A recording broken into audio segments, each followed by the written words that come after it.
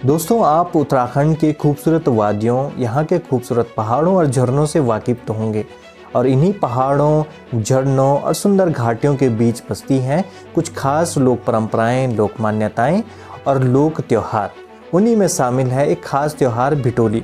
वैसे तो उत्तराखंड की जो परंपराएं हैं, त्योहार हैं, उनका संबंध किसी न किसी तरह से प्रकृति से भी है।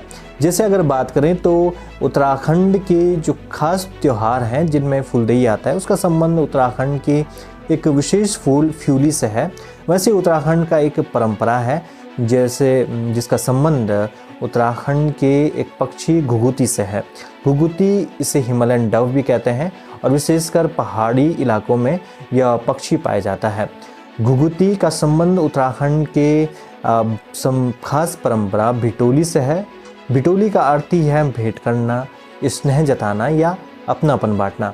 और उत्तराखंड में यह परंपरा चैत्र मास में शुरू होती है, जब विशेषतया फूली का जो त्यौहार है या फुलदेई का त्यौहार है वो शुरू होता है। भिटोली शब्द असल में तब इजाद हुआ जब मायके और ससुराल के बीच बहुत दूरी थी। और यह जो कहानी है वो है भी बहुत पुरानी, क्योंकि आज तो यातायात की सुविधा उत्तराखंड में आसानी से उपलब्ध है, लेकिन पहले ऐसा नहीं था। आपको कई दिन, कई हफ्तों का जो रास्ता था वो तय करना पड़ता था उत्तराखंड के पहाड़ी इलाकों में। तो ऐसे में बेटी का जो अपने मायके से जो रिश्ता था वो किसी न किसी तरह से छूट जाता था या कमज़ोर पड़ जाता था।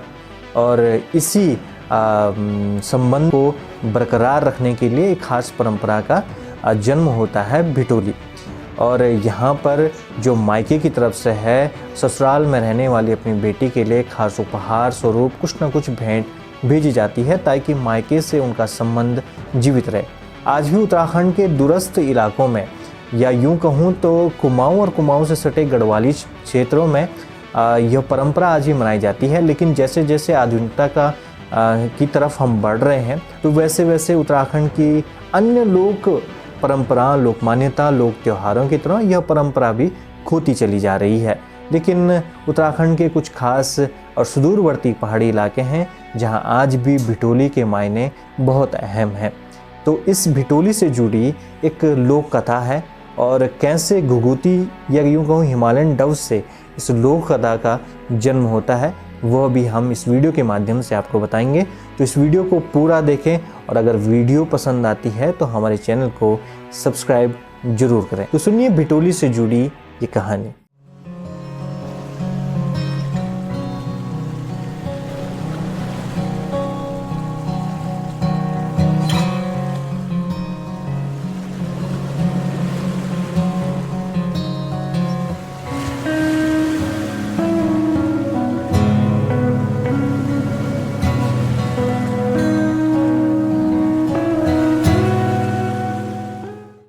छोटे से पहाड़ी गांव में देवुली और नरिया नाम के भाई बहन रहते थे।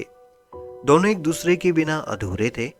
बचपन में साथ खेलना, एक ही थाली में खाना और रात भर एक ही रजाई में सोकर बातें करना, इनकी दुनिया बस इतनी ही थी।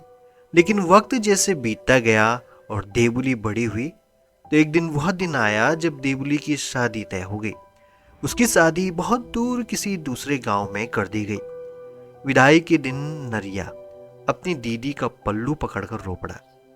दीदी, तू इतनी दूर चली जाएगी तो मैं किसके साथ खेलूंगा?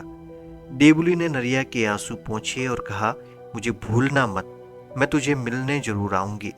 लेकिन ससुराल की जिम्मेदारियां बढ़ गई और मायके आने के दिन कम होते गए। नरिया उदास रहने लगा। वो देखता कि गांव की दूसरी बेटियां त्योहारों पर अपने मायके आती हैं, लेकिन उसकी दीदी कभी नहीं आई। नरिया की उदासी देखकर उसकी ईजा यानी माँ को चिंता होने लगी। एक दिन उसने नरिया से कहा, जा बेटा, अपनी दीदी से मिला, बहुत दिन भी हो गए हैं, उसे भी मायके की याद तो आती होगी। ईजा ने नरिया के लिए एक बड़ी टोकरी तैयार की, जिसमें तमाम तरह की वस्तुएं रखी थी। कुछ पूरी, रायता, पुए, सिंगल, फल, साड़ी, तमाम तरह की वस्तुएं। नरिया खुशी खुशी दीदी के ससुराल के लिए निकल पड़ा। पहाड़ों में सफर आसान नहीं था। ऊंचे नीचे रास्ते, जंगल और पहाड़ी नदियों को पार करते हुए उसे वहां पहुंचने में 2-4 दिन लग गए। जब नरिया अपनी दीदी के घर पहुंचा तो देखा देवुली गहरी नींद में सो रही थी। वह बहुत थकी हुई लग रही थी, इसलिए नरिया ने उसे जगाना ठीक नहीं समझा। उसने इंतजार किया, लेकिन वक्त तेजी से बीत रहा था। शुक्रवार का दिन था और कल शनिवार थी। पहाड़ों में मान्यता थी कि इस दिन यात्रा नहीं करनी चाहिए। नरिया ने सोचा, आज ही लौट जाऊं, नहीं तो माँ चिंता करेगी। उसने अपनी दीदी के लिए लाया हुआ सारा सामान दरवाजे पर रखा और बिना उसे देखे ही लौट गया। जब देवुली की आंखें खुली तो उसने देखा दरवाजे पर एक टोकरी रखी हुई है। जैसे उसने टोकरी खोली, उसमें मायके से स्वादिष्ट पकवान और नारिया के प्यार की खुशबू उठी। वो एकदम घबरा गई और घर से बाहर दौड़ पड़ी। वो गांव की पगडंडियों पर भागी, जंगलों में खोजा और रास्तों पर नजर दौड़ाई, लेकिन नरिया बहुत दूर जा चुका था। उसको एहसास हुआ कि उसका भाई खाली पेट उसकी राह ताकता रहा और वो सोई रही। पछतावे से उसका दिल फटने लगा। वो रो रो कर चिल्लाने लगी, भै भूखों मैं सीती, भै भूखों मैं सीती, यानी भाई भूखा रहा और मैं सोती रही। उसका दिल इस पीड़ा को सहन नहीं कर पाया और अंततः रोते उसकी सांसें थम गई। कहते हैं कि देवुली की आत्मा इस दुख से मुक्त नहीं हुई। अगले जन्म में वो घुघुती नाम की एक पक्षी बनी, जो आज भी चैत्र के महीने में पहाड़ों में गूंजती है। जब भी उसकी आवाजें आती हैं, ऐसा लगता है जैसे वो अभी भी पुकार रही हो, बहबू को मैं सीती। यही वजह है कि उत्तराखंड में भिटोली सिर्फ उपहार नहीं है, बल्कि भाई बहन के अटूट प्रेम की निशानी भी है। भिटोली के गीतों में आज भी देवुली की कहानी बसती है।